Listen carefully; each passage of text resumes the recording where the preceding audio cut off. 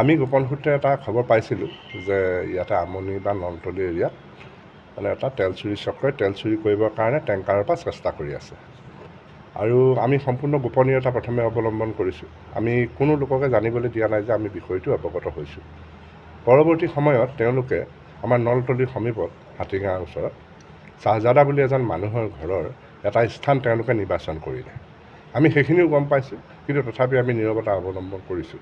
তাৰপিছত পৰৱৰ্তী সময়ত আমি এই জেংটোৰ লগত জড়িত মূল বাগৰিৰ জামাল উদ্দিন, তাহেৰ আৰু আমনিৰ আলম, এনেকৈ ইব্ৰাহিম, এনেকৈ তেজপুৰৰ আৰু দুজন মানুহ আব্দুল খালী, এনেকৈ দুজন তেজপুৰৰ মানুহ, এওঁলোকে গোটেইখিনি চক্ৰটোৰ লগত জড়িত হৈ আছে।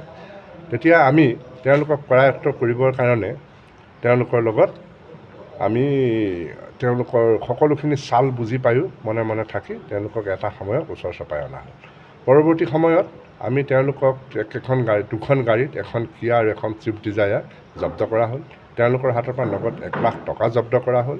আৰু সেইখিনি সময়তে তেজপুৰৰ দুজন, ক্ৰমে তেওঁলোক হৈ গ'ল আলম আৰু খলিল, আৰু বাগৰি হাৰমতিৰ জামালক একেলগে কৰায়ত্ব কৰা হ'ল।